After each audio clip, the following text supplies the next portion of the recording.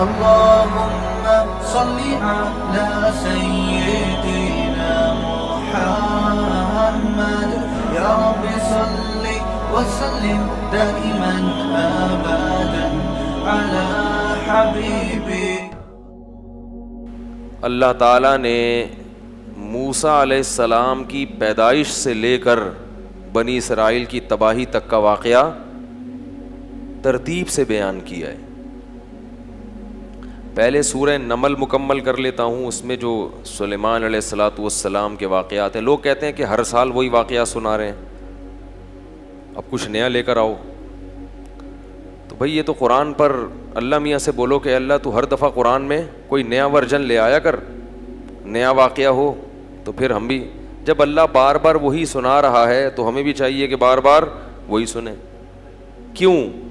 اس لیے کہ نصیحت کی جو چیز ہے نا وہ جرنل نالج کے لیے نہیں سنی جاتی، وہ تو اس لیے کہ تاکہ وہ اسباق جو ان واقعات سے ملتے ہیں بار بار تازہ ہوتے رہیں. سمجھ رہے ہو؟ بار بار کیا ہوتے رہیں؟ وہ تازہ ہوتے رہیں. تو وہ بار بار سنے جائیں گے، بار بار تازہ ہوں گے. جب تک 100% عمل پہ نہیں آتے ہر وقت ہمیں سننے کی ضرورت ہے. تو اللہ تعالیٰ نے ابراہیم علیہ السلام کو جو 2 بیٹے دیے تھے، اسحاق اور اسماعیل. اسحاق علیہ السلام مکہ میں تھے اور اسماعیل علیہ السلام مکہ میں آباد ہوئے اور اسحاق علیہ السلام فلسطین میں، بیت المقدس پھر بعد میں آباد ہوا، شام میں، ارض شام. تو آگے پھر اسحاق علیہ السلام کی اولاد میں پیغمبر پیدا ہوئے ہیں اسماعیل علیہ السلام، کیا ہو گیا مجھے یار، یعقوب علیہ السلام جن کا نام تھا اسرائیل لقب. پھر ان کے بیٹے تھے یوسف علیہ السلام جو مصر میں تھے. واقعہ بتائیں، مصر چلے گئے تھے، بادشاہ بن گئے تھے. پھر آگے مصر میں ہوتے ہوتے ہوتے ہوتے بنی اسرائیل پر فرعون غالب آ گیا. مصر کے بادشاہ کو فرعون کہا جاتا تھا، جو بھی ہوتا تھا بادشاہ، اس لیے بہت سارے فرعون گزرے ہیں. لیکن قرآن نے جس کا واقعہ بیان کیا یہ وہ فرعون تھا جو بنی اسرائیل کو جس نے غلام بنا لیا تھا اور بہت طاقتور بادشاہ تھا. یہ چونکہ یہ واقعہ جب تک پیغمبروں کا پورا سلسلہ معلوم نہیں ہوگا نا تو بات سمجھ میں نہیں آئے گی. تو بنی اسرائیل کو پھر فرعون سے نجات ملی، صحیح ہے. پھر اللہ نے بنی اسرائیل سے کہا کہ اللہ نے فرعون کو تو خود غرق کر دیا، اب تمہارے پاس ایک حکومت آئی ہے، ریاست آئی ہے، اللہ کی کتاب بھی آ گئی، اب تم جہاد کرو، اب تم اپنے پرانے وطن جاؤ. وہاں قوم عمالقہ کا قبضہ ہو گیا ہے، جہاں سے یعقوب علیہ السلام کو نکالا گیا تھا نا، بیت المقدس. ادخلوا الارض المقدسۃ التی کتب اللہ لکم، ارض مقدس جیسے اللہ نے مسلمانوں کا مرکز مکہ کو بنایا، ایسے اللہ نے بنی اسرائیل کا مرکز بیت المقدس کو بنایا تھا کہ پیغمبروں کا جائے وطن بیت المقدس ہے، مصر نہیں ہے. یہاں تو کسی ایک وجہ سے آ گئے تھے، اب اس علاقے پہ قبضہ کرو اور بیت المقدس کو آزاد کراؤ، وہاں تمہاری خلافت قائم ہوگی، پھر وہاں سے پوری دنیا میں جہاد ہوگا، کیونکہ دین برحق اس وقت وہی تھا. اس لیے بیت المقدس کی بڑی فضیلت ہے، ہزاروں پیغمبر دفن ہیں وہاں پہ. جتنے قرآن میں واقعات بیان ہوئے ہیں نا، 99% واقعات وہیں ہوئے ہیں شام میں. حضرت مریم کا بچے کی ولادت، عیسیٰ علیہ السلام کی تقریر، پھر موسیٰ علیہ السلام، زکریا علیہ السلام کا محراب میں کھڑے ہو کر اللہ سے اولاد کی دعائیں مانگنا، یہ سارے ادھر ہی ہوئے ہیں واقعات. یہ تاریخی واقعات ہیں. جو لوگ جاتے ہیں، اب تو بیت المقدس جا نہیں سکتے، بڑی زبردست جگہ ہے، اگر اللہ کسی کو توفیق دے تو وہ جائے ضرور، ان جگہوں کی زیارتیں کرے. تو وہاں پر کیا ہوا کہ بنی اسرائیل کو کہا گیا اب کچھ ہمت خود کرو اور ارض مقدس پہ قبضہ کرو. تو وہ کہنے لگے، وہ وہاں قوم تھی بڑی طاقتور، تو بنی اسرائیل نے کہا کہ بہت طاقتور لوگ ہیں، پہلے اپنے کسی بندے کو بھیجا، جا کے دیکھ کر آؤ، اگر کمزور سے ہے نا کانگڑی پہلوان تو پھر تو جا کے لڑیں گے، اگر پاورفل ہیں تو ہم نہیں لڑ رہے بھائی. حالانکہ پیغمبر جب جہاد کا حکم دے دیں تو پھر وہ جہاد فرض ہو جاتا ہے. تو مشہور واقعہ ہے، بنی اسرائیل نے کہا اذهب انت وربك فقاتلا انا هاهنا قاعدون، اے موسیٰ تو جا اور تیرا رب جا، دونوں جا کے لڑو، ہم یہیں بیٹھ کے پروگرام دیکھ رہے ہیں۔ قال رجلان من الذین یخافون، اللہ فرماتے ہیں ان میں دو فرد جو اللہ سے ڈرتے تھے، انعم اللہ علیہما، اور اللہ نے ان پر انعام بھی کیا تھا، وہ کہنے لگے کہ چلے جاؤ، فَإِذَا دَخَلْتُمُوهُ فَإِنَّكُمْ غَالِبُونَ، جب موسیٰ کلیم اللہ کہہ رہے ہیں تو اللہ یقیناً مدد کرے گا، جاؤ ہمت کرو، اللہ غلبہ دے گا۔ ہمارے حضرت فرمایا کرتے تھے کتنے مبارک ہوں گے یہ دو فرد جن کا اللہ نے قرآن میں تذکرہ کیا، اور اللہ گواہی دے رہا ہے کہ یہ دو انعام یافتہ لوگ تھے، کہہ رہے ہیں کہ بھئی پیغمبر کی مانو، اپنی عقل مت چلاؤ۔ وہ لیکن کہنے لگے نہیں بھائی ہمارے لیے بڑا مسئلہ ہے یار۔ موسیٰ علیہ السلام کو غضب آیا اور انہوں نے اس مرتبہ دعا مانگی، اے اللہ میں اپنے اور اپنے بھائی کا تو مالک ہوں، ہارون کا، تو ہمیں کوئی حکم دے، ہم نہ کریں تو ہم سے پوچھ، یہ قوم میری سمجھ سے بالاتر، اتنے تیرے انعامات ہوئے، سب کچھ ہو گیا، لاٹھیوں کو سانپ بنتے ہوئے دیکھا، سمندر کے ٹکڑے ہوتے ہوئے دیکھا، فرعونیوں پر مینڈکوں کا، جوؤں کا، آگ کا عذاب، خون کا عذاب، ہر طرح کے عذاب دیکھے، اس کے بعد بھی اب یہ قوم ہمت خود کچھ کرنے کے لیے تیار نہیں ہے، سارے کام کون کرے گا؟ اللہ ہی کرے بس آسمان سے، کم ہمت۔ تو ففرق بینی و بین القوم الفاسقین، میرے اور اس فاسق قوم کے درمیان اب جدائی ڈال دے، میں نہیں رہ سکتا ان کے ساتھ۔ بہرحال کچھ عرصہ موسیٰ علیہ السلام رہے وادی تیہ میں اس قوم کے ساتھ۔ اللہ نے کہا کہ اب یہ 40 سال تک یہ علاقہ فتح نہیں ہوگا، 40 سال تک نہیں، یہ میدان میں گھومتے رہیں گے بس۔ تو وہیں موسیٰ علیہ السلام کا پھر انتقال ہو گیا اور آپ دنیا سے چلے گئے۔ پھر موسیٰ علیہ السلام کے بعد پھر دوسرے پیغمبر آئے، اور ان پیغمبر نے بنی اسرائیل کو پھر حکم دیا۔ بنی اسرائیل خود کہنے لگے کہ ہمیں آپ جہاد کا حکم کیوں نہیں دیتے ہیں بھائی، ہم بھی کچھ علاقہ فتح کریں ٹھیک ہے، اور ہمیں ہمارے گھروں سے نکالا گیا اور ظلم کیا گیا۔ الم تر الی الملأ من بنی اسرائیل من بعد موسیٰ، اللہ فرماتے ہیں موسیٰ کے بعد بنی اسرائیل کی ایک جماعت تھی، کیا تم نے ان کو دیکھا؟ تو اس وقت کے نبی نے ان سے کہا کہ تم سے امید یہ ہے کہ جب تم پر جہاد فرض ہوگا تو تم لڑو گے نہیں، خالی پیلی کی باتیں پھینک رہے ہو۔ بہت سے لوگ باتوں میں بڑے فنٹر ہوتے ہیں نا، جب کام آئے تو، اس لیے اللہ سے عافیت ہی مانگنی چاہیے بھائی۔ تو انہوں نے کہا نہیں ہم لڑیں گے۔ تو پھر جب ان پر جہاد فرض ہو گیا، نبی نے، اللہ نے ایک انہی میں سے کسی ایک کو کمانڈر بنایا جس کا نام تھا طالوت۔ طالوت کو کمانڈر بنایا تو وہ کہنے لگے کہ اب چونکہ لڑنا نہیں تھا نا، بہانے تراشنے لگے، تو کہنے لگے یہ والا کمانڈر ہمیں قبول نہیں ہے، جہاد کے لیے تو ہم تیار ہیں مگر یہ والا کمانڈر نہیں چلے گا کیونکہ یہ غریب ہے۔ دولت مند آدمی کو ہمیشہ غریب آدمی کی اتباع سے آر محسوس ہوتی ہے، پبلک کی عجیب ڈیمانڈ ہے۔ آج بہت سے لوگ پیسے والے عالم کی تقریر تو سنتے ہیں جو لینڈ کروزر میں گھوم رہا ہو اور بڑے زبردست اس کی شان بان ہو، غریب عالم کو عالم ماننے کے لیے بھی تیار، کہتے ہیں اس کو کیا پتا، اگر یہ اتنا ذہین ہوتا تو پیسے تو ہوتے اس کے پاس۔ یہ ایک لوگوں کی سوچ ہے، اور اللہ کا اصول یہ ہے کہ اکثر علماء ہمیں ہر دور میں غریب ہی رہے ہیں۔ یہ حضرت مولانا شرف علی تھانوی نے لکھی ہے یہ بات کہ یہ اللہ تعالیٰ نے کچھ ایسا معاملہ رکھا ہے علماء کے ساتھ کہ ہر دور میں علماء کی اکثریت غریب رہی ہے۔ صحابہ میں بھی آپ دیکھ لو جو اہل علم تھے نا، ان میں اکثر غریب تھے۔ عبداللہ بن مسعود رضی اللہ تعالیٰ عنہ کا بہت بڑا مقام ہے مگر انتہائی غریب۔ یہ جو قرآن میں آتا ہے نا کہ مشرکین کہتے ہیں ان غریبوں کو اپنی مجلس سے نکالو، تو مفسرین نے لکھا ان میں حضرت عبداللہ بن مسعود بھی داخل تھے۔ اور اللہ نے اپنے نبی کو حکم دیا وَاصْبِرْ نَفْسَكَ مَعَ الَّذِينَ يَدْعُونَ رَبَّهُمْ بِالْغَدَاةِ وَالْعَشِيِّ، کہ اے نبی آپ نے اپنے آپ کو ان لوگوں کے ساتھ باؤنڈ کر کے رکھنا ہے جو دن رات اللہ کو پکارتے ہیں چاہے وہ غریب ہی کیوں نہ ہو۔ تو اس میں حضرت عبداللہ بن مسعود رضی اللہ تعالیٰ عنہ بھی داخل ہے۔ ان کی فضیلت ہے کہ اللہ نے حکم دیا کہ ان لوگوں کے ساتھ آپ نے رہنا ہے۔ حضرت علی غریب تھے، مسکین، پیسے ویسے نہیں تھے، جو پیسہ آتا تھا صدقہ کر دیا کرتے تھے۔ زہد فی الدنیا، دنیا سے بے رغبتی۔ حضرت عثمان مالدار تھے، حضرت عمر بھی غریب تھے۔ تو اور آج بھی علماء کی اکثریت میں کیا ہے؟ غربت. وہ الگ بات ہے کہ اللہ نے اہل حق کو استغنا اتنا دیا ہے کہ غریب ہونے کے باوجود بھی غریب لگتے نہیں ہیں. لوگ قرضے مانگنے آ رہے ہوتے ہیں ان سے. اس کا یہ مطلب نہیں ہے کہ جو مالدار عالم ہے وہ غلط ہے. میں کہہ رہا ہوں کہ اکثر علماء کیا ہوتے ہیں؟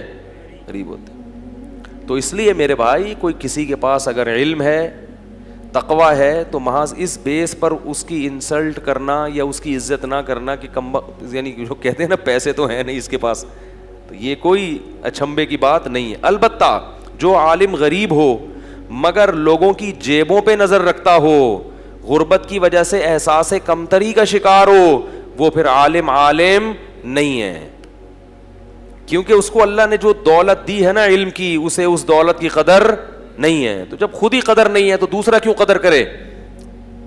اس لیے جو لالچی ہوتے ہیں نا جیبوں پہ نظر رکھنے والے، ان سے تعلق قائم مت کیا کرو. تو ان کو کیونکہ خود احساس نہیں ہے کہ اللہ نے کتنی بڑی دولت دی ہے.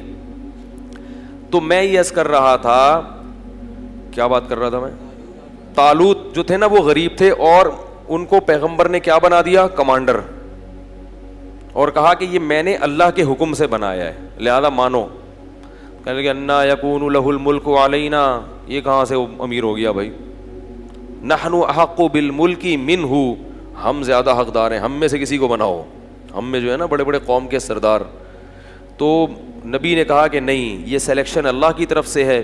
اور ان کے برحق ہونے کی ایک علامت یہ بھی ہے کہ حضرت موسیٰ اور ہارون علیہ السلام کی کچھ یادگاریں، کچھ تبرکات، جو ان کی کچھ اشیاء تھیں. بنی اسرائیل کیا کرتے تھے کہ جب بھی کہیں جہاد میں جاتے تھے تو حضرت موسیٰ علیہ السلام کی لاٹھی اور اس طرح کی کچھ چیزیں جو ان کے پاس رہ گئی تھی نا، وہ لے کے جاتے تھے تو اللہ ان کو فتح عطا فرماتا تھا. اس کی برکت تھی، کیونکہ وہ ظاہر ہے متبرک لاٹھی تھی نا حضرت موسیٰ علیہ السلام. اب اس سے سانپ تو نہیں بنتا تھا، لیکن ہارون علیہ السلام اور موسیٰ علیہ السلام کی اس طرح کی چیزوں کو تبرک کے طور پر وہ استعمال کرتے تھے اور اللہ کی مدد شامل حال ہو جاتی تھی. تو یہ والا وسیلہ شرک نہیں ہے. ہر وسیلے کو علی الاطلاق شرک کہنا یہ غلط ہے. بعض لوگ توحید کا بھی غلط مفہوم بیان کرتے ہیں. دیکھو لوگوں کا مزاج ہوتا ہے نا توحید پہ سننا پسند کرتے ہیں.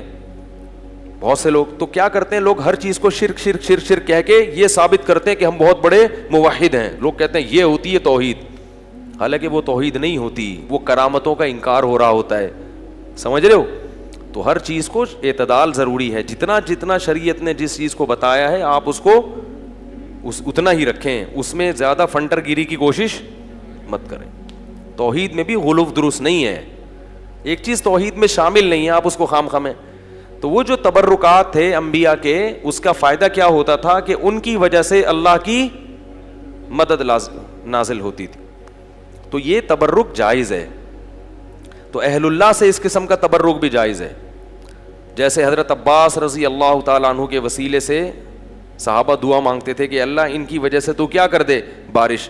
اب یہ شرک نہیں ہے، اس لیے کہ حضرت عباس سے تھوڑی کہہ رہے کہ آپ برسا دیں بارش کس سے برسوا رہے ہیں؟ اللہ سے. لیکن کہہ رہے ہیں کہ اللہ ہمارے درمیان نبی کے چچا موجود ہیں، ان کی لاج رکھ لے. تو اللہ تو خیال کرتا ہے نا بندوں کا. بھائی کیا ہو گیا؟ یہ والا وسیلہ بالکل جائز ہے. ہاں یہ وسیلہ کہ حضرت عباس بارش برسائیں گے، یہ شرک ہو جائے گا. ان کے اختیار میں بارش برسانا نہیں ہے. تو کسی نیک آدمی کو اپنے درمیان رکھنا تاکہ اس کی وجہ سے اللہ کی ہم پہ برکتیں ہوں، اس کو بھی وسیلے سے تعبیر کیا جاتا ہے. یہ بالکل جائز ہے اور قرآن و سنت سے ثابت ہے. سمجھ میں نہیں آ رہی میرا خیال ہے بات. لیکن دینے والی ذات صرف اللہ کی ہے اور اللہ ان کی وجہ سے مجبور نہیں ہو جاتا. اللہ پہ جبر کوئی نہیں کر سکتا کہ ایک بزرگ کو لے گئے تو اب اللہ بارش برسائے گا، مجبور نہیں ہے. ہاں اللہ کی رحمت کو اپنی طرف مائل کرنے کے لیے اللہ یہ اتنا نیک آدمی ہمارے درمیان موجود ہے. اس سے بھی پتہ چلتا ہے کہ جیسے نیک لوگوں کے ہونے سے برکتیں نازل ہوتی ہیں، برے لوگوں کے ہونے سے نحوستوں کا بھی اسی طرح امکان ہوتا ہے. سمجھ میں نہیں آ رہی بات؟ تو اس لیے اس کا بھی خیال کیا کرو کہ جیسے بے نمازی ہوتے ہیں گھروں کے اندر، اس میں گھر میں بے برکتی ہوتی ہے. تو اس کو نمازی بنانے، گھر سے تو نہیں نکالو، اس کو نمازی بنانے کی کوشش کرو. گھر میں ایک روزے دار ہے، روزہ خور ہے، جیسے روزے داروں کی وجہ سے گھر میں برکت ہوگی تو روزہ خوروں کی وجہ سے گھر میں نحوست بھی ہوگی. تو ان کو مت کھانے دو, بولو تمہاری وجہ سے ہماری برکت بھی اٹھے گی. تو نیکیوں سے برکتیں آتی ہیں اور برائیوں سے نحوستیں آتی ہیں. نیک لوگوں سے برکتیں آتی ہیں اور برے لوگوں سے نحوستیں آتی ہیں. تو نبی نے ان سے کہا کہ ایک تابوت آئے گا جس میں تمہارے رب کی طرف سے سکینت ہوگی, اطمینان ہوگا, کیونکہ بقیۃ مما ترک آل موسیٰ و آل ہارون, کہ موسیٰ علیہ السلام کی آل نے جو کچھ چھوڑا اور ہارون علیہ السلام کی آل کی جو چیزیں تھیں وہ اس کے اندر رکھی ہوں گی. اسی سے یہ پتہ چلتا ہے کہ جو نالین شریف کا ایک نقشہ ہے, اگر وہ کسی کے پاس ہو تو اس کی وجہ سے اللہ کی برکت ہو سکتی ہے, لیکن یہ ضروری ہے کہ یہ اوتھینٹک ہو, کوئی سند ہو کہ یہ وہی نال ہے جو رسول اللہ صلی اللہ علیہ وسلم کا تھا, جبکہ ہمارے پاس اس کی کوئی حقیقی سند موجود نہیں ہے. اور دوسری بات یہ کہ ان چیزوں میں غلو کرنا درست نہیں ہے, کہ آپ ان چیزوں میں اتنا غلو کریں کہ اعمال کی طرف سے آپ میں کوتاہی ہونا شروع ہو جائے اور نالین ہی کو سب کچھ سمجھنا شروع کر دیں. سب سے پہلے عمل ہے, باقی چیزیں اس کے بعد ہیں. عمل آپ کو 100% شریعت کے مطابق لانا ہے, شرک سے بھی بچنا ہے, بدعات سے بھی بچنا ہے, پورا متبع سنت بننا ہے. اس کے بعد یہ چیزیں غریبی کے طور پہ, کہ بھئی غریبی کے طور پہ کہ بھئی اللہ یہ بھی ہے یہ بھی ہے, جیسے کسی کو حافظ بنا دیتا ہے انسان کے قیامت میں سفارش کرے گا, تو یہ غریبیاں ہیں. اب آپ نے حافظ بنا دی اپنے بچے کو کہ سفارش کرے گا, لیکن نماز ایک نہیں پڑھ رہے آپ. جو چیز اللہ نے کہا ہے کہ وہ لازمی کرو وہ کر نہیں رہے, جو لازمی نہیں ہے اس پہ زور دے رہے ہیں. تو اللہ نے یہ تو نہیں کہا کہ نالین شریفین رکھو, یہ تو ایک محبت کا ایک اصول ہے. اگر کسی کو محبت ہے تو وہ نبی صلی اللہ علیہ وسلم کے نالین سے یقیناً محبت کرے گا, ہر چیز سے محبت کرے گا, لیکن پہلے کیا ہے عمل, یہ چیزیں اس کے بعد. اسی طرح منہ مبارک, کوئی مستند روایت ہمارے پاس موجود نہیں ہے کہ رسول اللہ صلی اللہ علیہ وسلم کا منہ مبارک کسی کے پاس ہے. کوئی بھی اٹھتا ہے اور منہ مبارک کے نام پہ لوگوں کو بیوقوف بنانا شروع کر دیتا ہے اور لوگوں کا رش لگ جاتا ہے. تو اللہ کے بندو, جیسے نبی کی طرف بلا دلیل کوئی بات منسوب کرنا کبیرہ گناہ ہے, اتنا بڑا گناہ نبی نے فرمایا, صحیح حدیث میں ہے, من کذب علی متعمدا فلیتبوأ مقعدہ من النار, جو مجھ پر جھوٹ باندھے اپنا ٹھکانہ جہنم میں بنا لے. ایسے ہی کسی چیز کی نبی کی طرف نسبت کر دینا جبکہ آپ کے پاس اس کی کوئی مستند دلیل موجود نہ ہو, یہ بھی نبی پر بہتان ہے اور اس کا ٹھکانہ بھی جہنم کی آگ ہے. کوئی بھی منہ مبارک لے کے گھوم رہا ہے, اس سے پوچھو کیا دلیل ہے کہ یہ نبی کا بال ہے, سند پیش کرو اس کی. بغیر سند کے نبی کا قول معتبر نہیں ہے, تو بغیر سند کے نبی کے ہاتھ, نبی کے بال یا کوئی بھی چیز کوئی منسوب کر دے یہ نبی کی ہے, تو کہاں سے معتبر ہو گئی بھائی وہ. کوئی بھی اٹھتا ہے اور منہ مبارک کو لے کے لوگوں کو زیارتیں کرانا شروع کر دیتا ہے. تو اس لیے ان چیزوں میں نبی کے منہ مبارک کسی کے پاس ہوں تو یقیناً قابل احترام ہے اور باعث برکت ہیں, لیکن ہوں ایسے ہی کسی بھی کی طرف منسوب کر دینا, یہ اللہ کے غضب اور قہر کو دعوت دینے والی بات ہے. جب مسلمانوں کی خلافتیں تھیں تو حکومتیں ان چیزوں کو کنٹرول کرتی تھیں, اب حکومتوں نے ان چیزوں کو کنٹرول کرنا چھوڑ دیا. کوئی بھی اٹھتا ہے کہیں سے منہ مبارک لے کے لوگوں کو بیوقوف بنانا شروع کر دیتا ہے. تو یہ بہت خطرناک معاملہ ہے. محمد صلی اللہ علیہ وسلم کے بال مبارک, اس میں اگر آپ غلطی کر رہے ہیں, کسی اور کا بال نبی کے کھاتے میں ڈال رہے ہیں, بہت بڑا جرم ہے. قیامت کے دن جہنم کی آگ کے لیے پھر تیار رہنا چاہیے. تو کیا مسئلہ بیان کر رہا تھا میں, طالوت کا. تو بنی اسرائیل کو طالوت نے پھر انہوں نے جو ہے نا وہ تابوت آیا جس میں وہ تھی, تو فرشتے اس کو لے کر آئے, تو ان کو اطمینان ہو گیا کہ اب اللہ کی مدد یقیناً ہوگی, تو میدان جنگ میں اس کو لے کے جاؤ ساتھ. قرآن میں آتا ہے کہ جب حضرت طالوت علیہ السلام لشکر لے کے نکلے ہیں تو انہوں نے اپنی قوم سے کہا کہ دیکھو لڑائی کیونکہ بہت سخت ہے, دشمن بہت طاقتور ہے اور ہم ہیں کمزور, تو اللہ تمہیں پہلے آزمائے گا, یعنی اللہ کی مدد کے لیے جنگ میں فتح نہیں ہو سکتی. تو اسباب میں تو ہم کمزور ہیں, اللہ تمہیں امتحان کرے گا کہ تم میں تقوی ہے یا نہیں ہے. اس امتحان میں کامیاب ہو گئے تو جو کامیاب ہوں گے ان کو تو فتح ملے گی, اور جو اس امتحان میں کامیاب نہیں ہوئے وہ کیا کھائیں گے؟ شکست کھا کے بھاگ جائیں گے, وہ لڑنے کی طاقت نہیں رہے گی. اور وہ امتحان یہ ہے کہ تمہیں پیاس لگے گی مگر نہر میں سے کسی نے پانی, بولو بھائی, نہیں پینا. پیاس لگے گی, یہ پیاس بعد میں ختم ہو جائے گی, مگر اس وقت اللہ نے امتحان لیا ہے کہ ایک آدھ چلو پینے کی اجازت ہے, پیٹ بھر کے پانی پینے کی اجازت نہیں ہے. اس میں کامیاب ہو گئے تو لڑنے کی طاقت بھی اللہ دے دے گا تمہیں. قرآن کہتا ہے جب وہ نہر پار کی ہے نا, فشربوا منہ الا قلیلا منہم, تھوڑے سے لوگ تھے جنہوں نے پانی نہیں پیا, پوری قوم نے پی لیا. اتنی اللہ نے نشانیاں دکھائیں, سب کچھ کیا, مگر پھر بھی کیا کر رہے ہیں؟ پیٹ بھر بھر کے کہہ رہے ہیں دیکھا جائے گا یار, دیکھا جائے گا یار. اس کا نقصان کیا ہوا, اس گناہ کی نحوست کیا ہوئی کہ جب سامنے طاقتور لشکر دیکھا اور اس کا کمانڈر تھا جالوت, جو بڑا پہلوان جالوت تھا, جیم کے ساتھ, بہت طاقتور, بہت پہلوان. اس کو دیکھا, اڑے بھائی اس کا قد دیکھو, اس کی باڈی دیکھو, ہے بھائی لگ رہا ہے کسی جم سے آ رہی ہے. اور یہ لوگ دیکھو اتنا بڑا لشکر.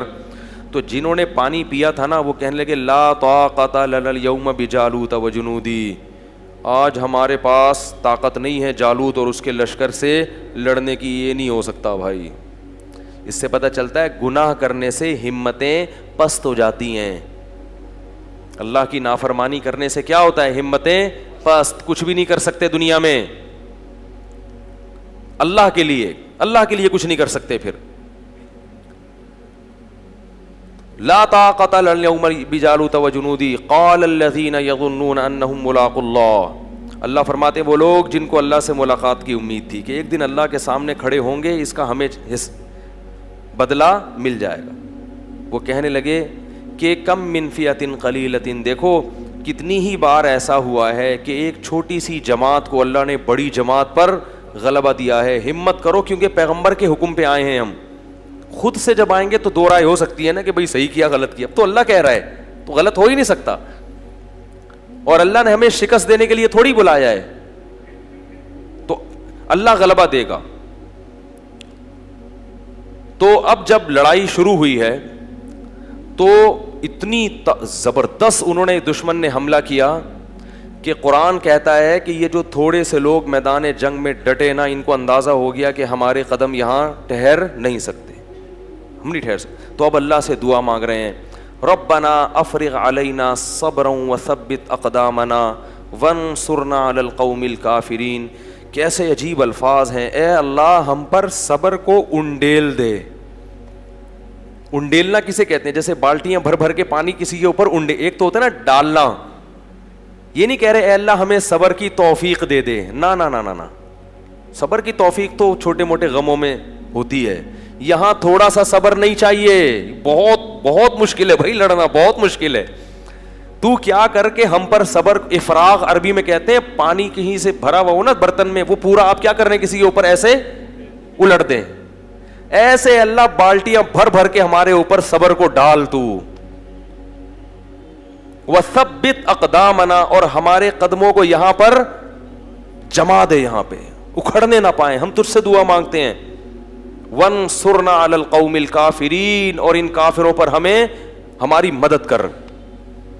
کیسا منظر ہوگا, اور اللہ کو اس طرح سے لڑنے والوں پر کتنا پیار آتا ہوگا. اس لیے یاد رکھو جہاد کی بہت بڑی فضیلت ہے اسلام میں. جہاد معمولی عبادت, جو بھی اپنے ملک کے لیے, اپنے دین اور مذہب کے لیے, اسلام کے لیے لڑتے ہیں, ملک کے لیے لڑنا اسلام ہی کے لیے لڑنا ہے کیونکہ اسلامی ملک ہے, تو جو بھی لڑتے ہیں ان کو معمولی مت سمجھا کرو. جان پیش کرنا اللہ کے سامنے یہ آسان کام نہیں ہے. یہاں کہنا صحیح, فلموں میں جو فائٹنگ ہوتی ہے نا یہ ریئل نہیں ہوتی. اسی ہیرو کو کبھی ریئل لڑائی میں لے جا کے کھڑا کر دو, فوراً بھاگے گا پتلی گلی سے, سمجھ رہے ہو. لاشیں گرتی ہیں, دھماکے ہوتے ہیں, چیتھڑے اڑتے ہیں, آنکھیں جاتی ہیں, ہاتھ پاؤں اڑتے ہیں, ایسا منظر ہوتا ہے جنگ کا. تو وہ کیا کہنے لگے, اے اللہ تو ہمیں قدم یہاں پہ جما دے اور ہم پہ صبر کو انڈیل دے. اللہ کی مدد آئی, وہ تھوڑے سے, کیونکہ اللہ نے اپنے دین کو باقی رکھنا ہے, یہ بھی ختم ہو جاتے ہیں تو بنی اسرائیل تو گئی. ایک قوم کو اللہ نے ہدایت دی تھی, وہ بھی ختم, تو پوری دنیا تو گمراہ تھی. تو اللہ کام ایمان والوں ہی سے لیتے ہیں. بنی اسرائیل تھے بڑے نالائق, مگر تھے تو ایمان والے تو وہی تھے نا. تو بھائی جیسے مرضی ہیں, اللہ کیا کر رہے ہیں کہ بھائی اب ایمان والے تو یہی ہیں نا, اب کافروں سے تھوڑی لوں گا کام. تو جیسے مرضی نالائق ہیں, انہی میں سے نیک لوگ پیدا کروں گا. اس سے کیا ثابت ہوتا ہے کہ اس امت, یہ امت بھی جیسی مرضی بگڑ جائے, یہ پوری امت غلط نہیں ہو سکتی. اور اس کے مولوی جیسے مرضی خراب ہو جائیں, انہیں مولویوں میں سے اللہ اچھے مولوی بھی پیدا کرے گا, کیونکہ نئے مولوی مارکیٹ میں کہیں سے اور سے, عیسائیوں سے, یہودیوں سے آپ کو نئے مولوی نہیں ملیں گے. جو کچھ ہے بھی یہی امت ہے. یہ جو لوگ کہتے ہیں نا نیا نئے فرقے بنا کے سب غلط ہم صحیح, وہ غلط ہوتے ہیں, پوری امت غلط نہیں ہو سکتی. تو اللہ نے کیا کیا, اللہ فرماتے ہیں فَهَزَمُوهُمْ بِإِذْنِ اللَّهِ, اللہ کے حکم سے ان تھوڑے سے لوگوں نے ان طاقتور لوگوں کو شکست دے دی.